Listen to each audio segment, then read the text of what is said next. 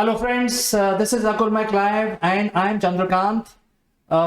In today's section of everything you should have learned at school but you didn't, we are discussing about how you can actually induce little bit of discipline in your lifestyle and you can reduce little bit weight by doing that and live a healthy, wealthy and happy life.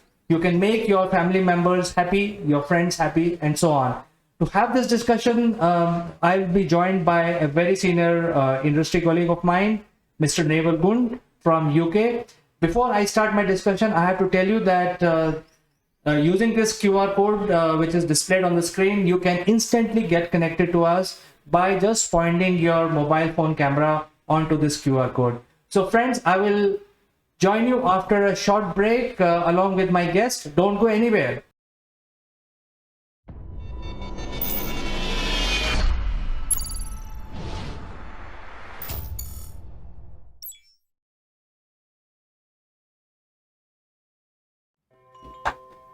Hello friends, welcome back, and our guest today is Mr. Gaunt. He is joining us from UK and he is also the chairman of Mindfield Limited, and we have a very interesting subject to discuss.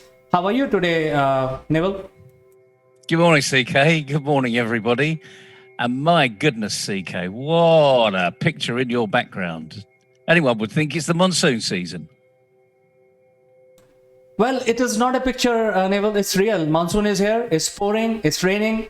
And if you go to the news, some cities are inundated with water. There are flash floods all over the place. Why talk about India? I think the entire Europe is under deluge, and also US. Yeah, we've seen some horrific scenes around the world where 1 month's rainfall has fallen in a day, causing havoc across the globe. We've seen it in China. We've seen it in Europe. We've even seen it in Southern Africa. So, and then of course we've got the fires on the west coast of America, North America. Let's just hope and pray that people are safe, and we get out of this global changing climate. But that's another subject. That's not today's subject. Today's subject is all about your personal health.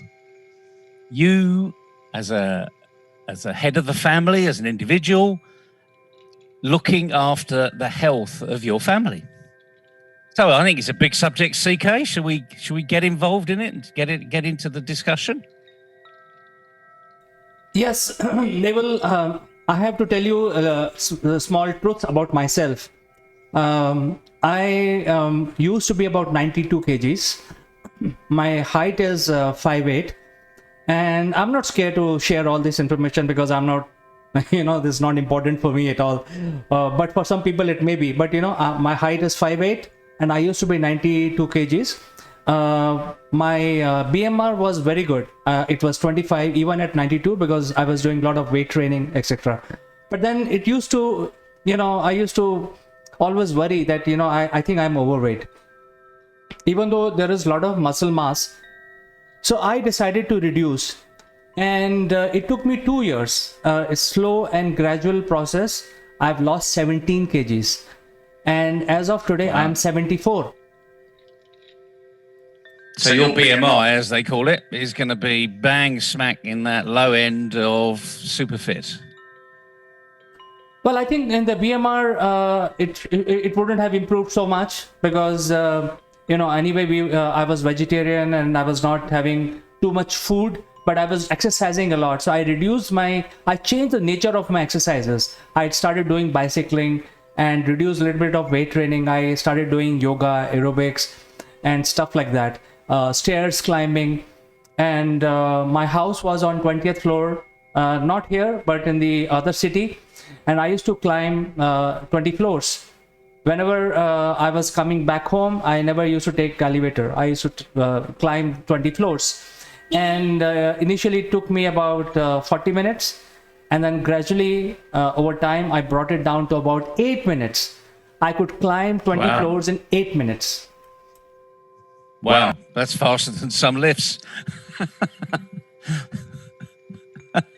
But what you're saying then, thank you for sharing such a personal journey, is about your personal health. It's about change can happen if you're going to put your mind to it. And I know you of old CK, so you're a bit of a fitness freak, because you said you were, pumping iron, you were doing the weights, etc., but you thought perhaps you needed to do something different. So you already had a regime, a discipline to do things.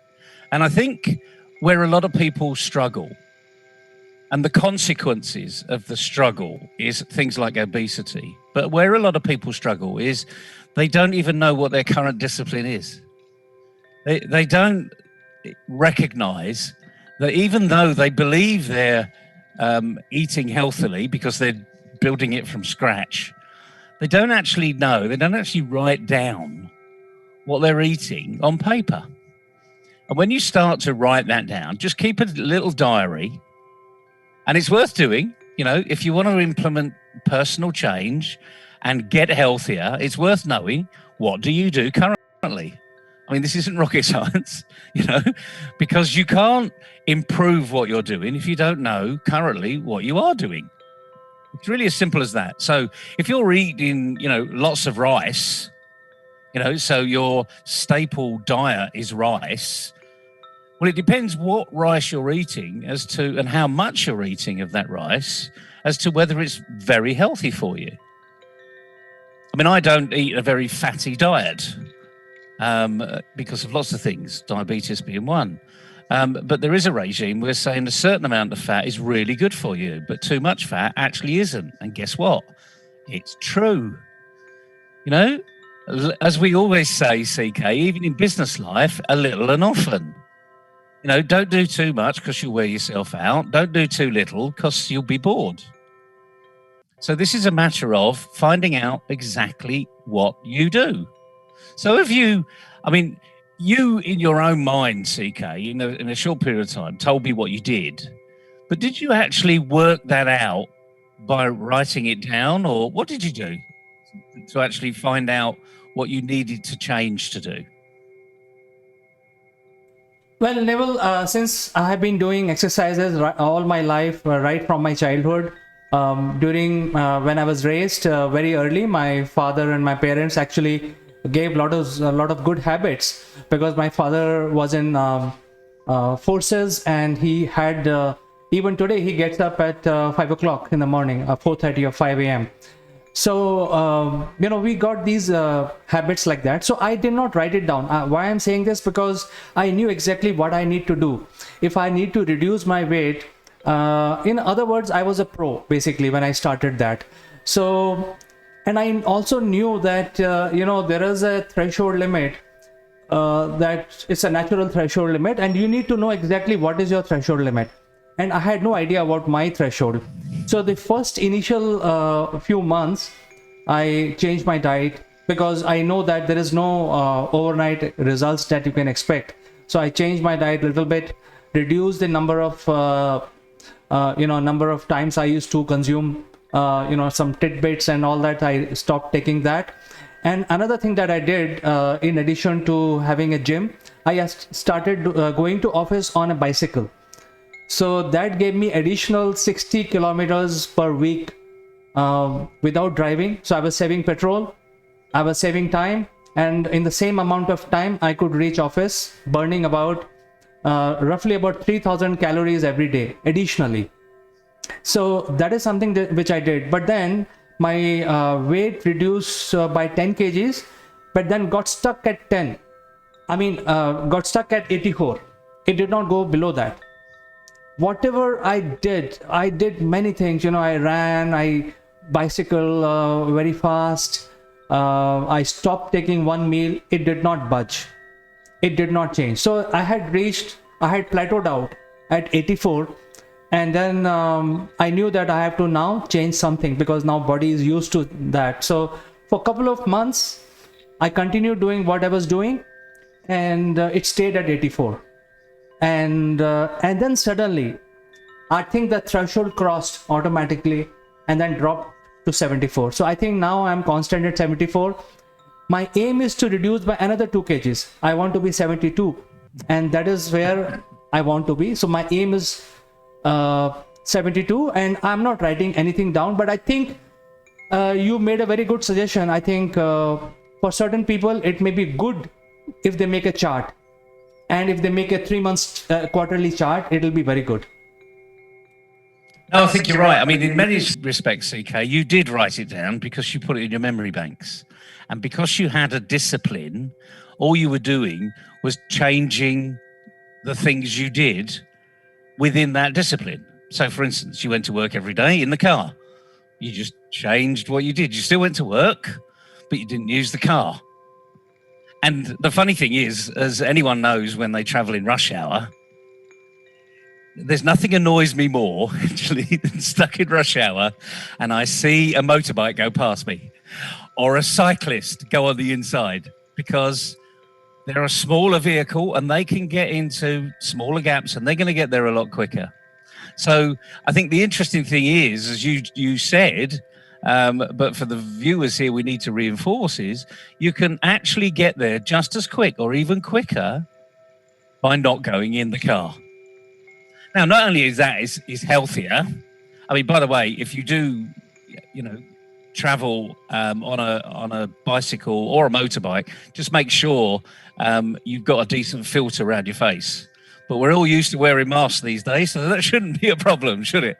So, because you really don't want to be taking in all those fumes.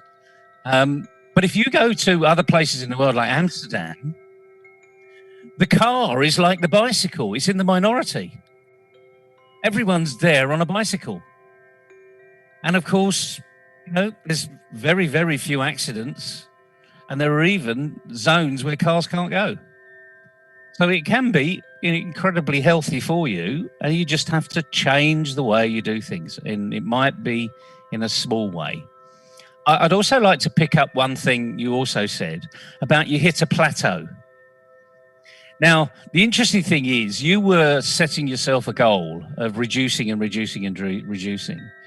But the key element here is that you actually should have been really celebrating staying at 84. Because that in itself is an achievement. You're doing something consistently and you're clearly doing it well. You may not be achieving what you want to, but the reality of life is it wasn't going up. And that's the key. This is the bit about our being responsible for our personal health. When things goes up, we beat ourselves up. When we stay the same, we beat ourselves up because we're not going down. When we go down, we go hip, hip, hooray, and we celebrate. And then actually the weight goes on because we've just celebrated with a chunk of ice cream or something, which has done the opposite to what we were trying to do. So the key thing is celebrate, those positions and feel good about it. But let's go back to the real key here. It's a discipline. It's having a discipline. And we're not here to give you a magic bullet, but we're here to give you a few processes that will help you create your own regime, create your own discipline. And I think one of the best ways to do this is to actually physically write it down. Typically where you prepare food is where you will have a little bit of time to be able to write it down. So don't rush back to your computer. If you've got a laptop or a notepad, take your notepad into the kitchen and just write down what you're doing. Or alternatively, write it on the wall. Get a chalk pad and just write it on the wall and keep a diary so that you're physically doing it at a time when you're actually doing it. I know that sounds a bit stupid, but it is actually the simplest and quickest way of doing it. The other thing is you can actually involve your children to do it as well. So you could get them into the work preparation arena and get them to write down what's going in, because they won't cheat. You might. Kids are very black and white. They will write down exactly what's going in. So if you say a pinch of salt and you put a teaspoonful in, they'll say, that's not a pinch of salt, that's a teaspoonful. And the silly thing is you can therefore have more of a conversation with your children about what's important, what's healthy eating, what would be good to have, what if we cut out this, what would it do? And then not just think about the personal consequences, but the consequences outside, what's happening in the world. I mean, it's a great time if you can get your children involved in making the meal, as opposed to typically they're only involved in eating it. So again, that is just a change of your behaviors, your discipline. And believe it or not, it will help them in their future life, because they will now know how to cook just by observing other people making the meals on a regular basis. It will go in here and it will start to register. Any of that makes sense, CK? But do you do any of this with your children? Yes, it's so interesting that you mentioned, because my kids are already making evening tea. It's a regime, and they insist that they will make the evening tea for all of us. And they're also making the Indian bread for dinner. So, oh, wow. It is not that they are doing with their hands. So we have a roti maker, this bread maker. We call it roti maker. It just cooks the Indian bread in like 30 seconds. Otherwise, it takes 2 minutes to do it manually. So they are doing it using that machine. But I think, Naval, I like to share something else also here. In terms of eating habits, I think what you consume is also very important when you want to lose weight as part of your chart. So you mentioned about rice. Now, in India, there are at least 2,000 different varieties of rice available. Yes, I know. And the most tasty rice is, if you go to Middle East, you must have tasted this rice which you get called basmati. I don't know whether you heard this. Yeah, I use basmati all the time. Yeah. Right, so that is the worst rice to have if you want to lose weight, because it has a lot of carbohydrate. But then there are rice which does not add anything to you. It's like eating nothing. So there are rice, if you like taste of rice, you can have rice. But everybody says that you should not have rice in the night. So if you can get rid of rice from your staple diet in the night, you can actually reduce a lot of weight. And then subsequently what I did, I told you about my threshold at 84 kgs. Since then, I have reduced my diet only once a day. I eat only once a day. So for last almost like 18 months or little over 18 months, I'm having only one meal in a day, which is my lunch. So I have a slightly early lunch, and throughout the day, I just keep having water. And I don't feel weak. I feel very energetic. I feel quite strong. I continue my regime of exercising as I was doing. I'm still able to lift more than 100 kgs on deadlift for my back. So I'm equally strong. Although from the medical, perspective, I have reduced my hemoglobin. My hemoglobin used to be about 18, 19, which was very high. So one of the doctor told me that your blood is very thick. You must do something about it. Now it is 17. So by doing all these changes, exercising, having a lot of water, reducing the food intake, my hemoglobin has come down to 17, which is average. But I don't feel, in fact, I feel very energetic. And I also feel very cool at head. I don't feel very anxious. I don't feel hot-headed. I feel very calm all the time. That's excellent. And what we should say here for everybody is it's your journey. CK's sharing his journey, what works for him. That may not work for you, but the point is, where you need to do is to start from where you currently are and just work out exactly what you do. There is this thing, not only breakfast is the feedback of champions when it comes to the communication and feeding back and working with your team, but breakfast is allegedly the best meal of the day because it sets you up for the day. But that doesn't mean you have to have the full English every day.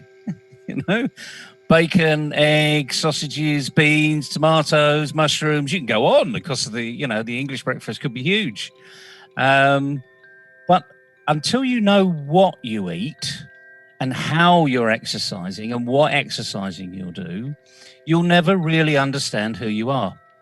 So I think the message today is about having a diary, being a little bit disciplined over your own personal health. And we do know, because this has been proven time and time and time again, and we're also told about the COVID vaccine. It's a prevention, it's not a cure. So anything we do will be preventative. So by reducing your carbohydrate, by reducing your sugar intake, by reducing your salt intake, all these things are absolutely necessary for you to live. But too much of it, over time, builds a problem in your body. And it might be your veins get smaller because there's fatty deposits. It may be you get bigger and therefore your regime where you're trying to exercise actually is more painful. It's harder. And we see this all the way around the world. So what you're doing is protecting yourself, you're future-proofing yourself, and it's actually helping you live a longer and happier life. So what we're not saying here, that there's a silver bullet that CK's created. The silver bullet is in between your 5 inches, in between these. And this is where it all happens, and this is where it all starts. So if you're going to make a difference in yourself and your family as well, start doing things which are absolutely obvious. They are common sense. As we know, common sense doesn't grow in everybody's garden. So let's help you grow it in your garden. This is all about health, nothing else. So start writing down where you are today. Over a period of 7 days, you'll actually work out something that you can not do, reduce or cut out, and something that you can do in its place. As CK said, he started off by not using the elevator and walking up the stairs. Well, 20 floors, it's a long way, 20 floors. And I'm not surprised it used to take 40 minutes because I'd be puffed out at 20 floors, frankly. But if you can get it down to 8 minutes, it's faster than some elevators. So, you're not exactly going to lose a great deal if you start to think slightly differently. And it's only a small change. But there's no point in changing something you think you do. Work out exactly what you do. And as I say, the simplest thing is write it down. Be religious about it as well. Use it like we do our iPhones and our smartphones. I was looking around for it there because I'd lost it. It's black and my machine's black, so I lost it for a moment. Oh, palpitations. But the point is we use this all the time. So, create your own little diary as to exactly what you're doing, what you're eating, what your children are eating, and how they're exercising and how you're exercising. There's nothing difficult about this. You just have to start. And like anything else, this is everything we should have learned at school, but we didn't because it was spoon-fed. It was done for us. Here's your dinner money, just hand it in and the school will provide your lunch. Well, it's about time we took personal responsibility, I think. And then it will reduce your call on healthcare going forward. Not that healthcare won't be there. It's just that, as we've seen during the pandemic, there's been more and more calls on doctors, and it's been very difficult to get an appointment. So do yourself a little bit of a favor. Go down this health kick that we've started here, create a little diary, find out what you do, and start realizing where you are and what you're doing. I hope it's been fun, CK. I know you've been nodding away there and you've been keeping some mental notes. It's fantastic that your children make tea every day. It'd be good to get them on the show and ask them how they feel about making tea, what it does for them, for their self-esteem, for their confidence level. Where can they take it to the next stage? Because you never know, in a few months' time, they may even be making you dinner or lunch. Maybe that's a stretch of the imagination. But the point is, we need to see why they enjoy it. Otherwise, if they didn't enjoy it, they wouldn't do it every day. They'd moan. Well, Neville, I think they are also very conscious about the taste. The tea must taste. So they have learned, it has to boil for a certain time, and how much water, how much milk, how much sugar, and all of us have different taste buds with regard to tea. And I think all of us are very, very specific when it comes to the perfect taste. So they take care of each one's requirement. That's very interesting.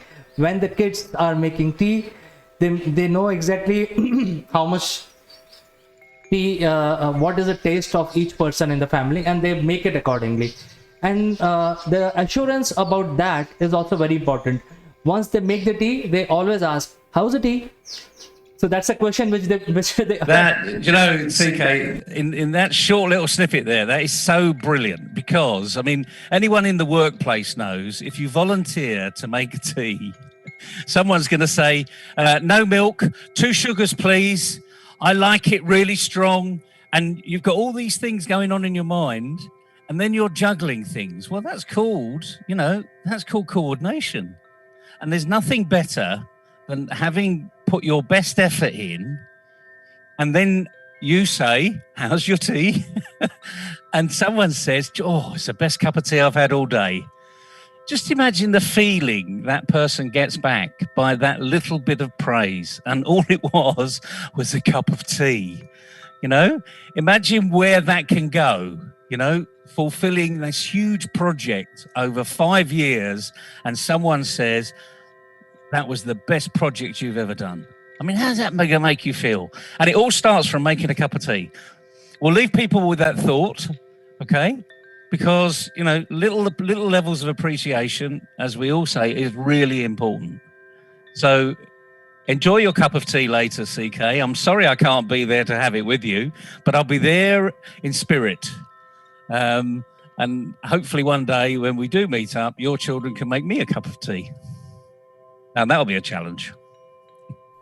Well, they'll make coffee for you. Depends on the time of day. We're a nation of tea drinkers over here, remember. But it's been fantastic speaking with you today. I hope we've given people a little bit of an insight of taking care of your own health for your own future. We can't just rely on popping pills for the rest of our life, because pills actually will run out. The effects of pills will start to dissipate. So enjoy the rest of your day, CK. Good luck, everybody. Have a fantastic weekend. Everything which you should have learned at school, but you didn't. Neville, thank you so much for joining us today. We'll catch you next time with something even more interesting. Cheerio.